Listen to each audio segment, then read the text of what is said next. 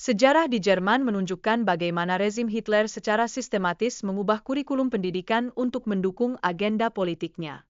Hal ini mencerminkan betapa dalamnya pengaruh pemerintah dalam mengendalikan pendidikan dan memanipulasi pemikiran publik.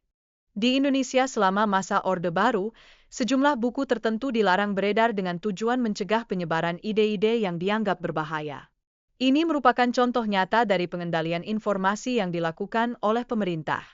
Selanjutnya, di Korea Utara di bawah kepemimpinan Kim Jong-un, pembatasan akses informasi dari luar negara sangat ketat. Propaganda digunakan secara luas untuk mengontrol persepsi rakyat terhadap pemerintah dan mengatur narasi yang diterima masyarakat. Di Afrika Selatan, selama era apartheid, pembatasan pendidikan diterapkan dengan tujuan utama untuk mempertahankan segregasi rasial. Langkah ini diambil untuk menghalangi perlawanan dari penduduk kulit hitam, mencerminkan pola serupa dalam pengendalian pendidikan global.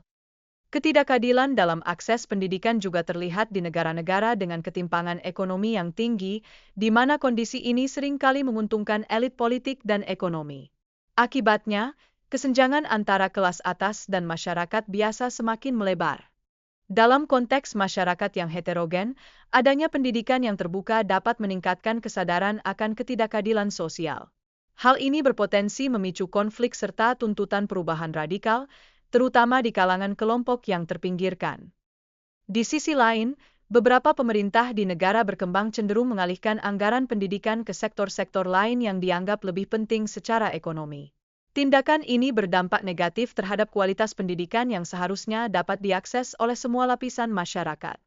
Lebih jauh lagi, pemerintah atau kelompok dominan seringkali membatasi pendidikan yang dianggap asing.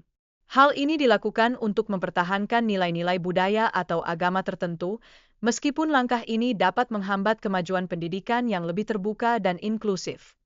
Di negara-negara miskin, ada kekhawatiran terhadap keberadaan tenaga kerja terdidik yang berpotensi meninggalkan negara untuk mencari peluang yang lebih baik di tempat lain. Fenomena ini berisiko menimbulkan brain drain yang dapat merugikan perkembangan ekonomi dan sosial. Ketidakberanian pemerintah dalam meningkatkan kualitas pendidikan seringkali dipengaruhi oleh kepentingan elit bisnis yang lebih memilih tenaga kerja tidak terdidik. Strategi ini digunakan untuk menjaga agar biaya operasional tetap rendah dan mengorbankan kualitas tenaga kerja. Pendidikan yang terbuka dan kritis seringkali dianggap sebagai ancaman karena berpotensi menyebarkan ideologi yang dianggap berbahaya dan dapat mengganggu stabilitas politik. Ini menjadi alasan bagi pemerintah untuk menerapkan pembatasan pendidikan di beberapa negara. Rakyat yang tidak terdidik pada umumnya menjadi lebih bergantung pada pemerintah untuk mendapatkan bantuan, yang pada gilirannya memperkuat kontrol pemerintah atas masyarakat. Hal ini terlihat jelas di negara-negara dengan sistem patronase yang kuat. Pemerintah terkadang juga menggunakan pendidikan sebagai alat untuk menanamkan ideologi tertentu, seperti yang terjadi di Uni Soviet, di mana ajaran Marxisme dan Leninisme diajarkan untuk membentuk loyalitas kepada partai yang berkuasa. Diskriminasi sistemik dalam pendidikan dapat terlihat di Afghanistan di bawah Taliban, di mana akses pendidikan untuk perempuan sangat dibatasi. Langkah ini hanya memperkuat struktur patriarki yang telah ada sejak lama. Kebijakan pendidikan yang tidak adil serta pengabaian terhadap sektor-sektor penting seperti pendidikan seringkali digunakan oleh pemerintah untuk mempertahankan kekuasaan. Tindakan ini jelas mencerminkan nilai-nilai yang dijunjung oleh pemerintah yang berkuasa.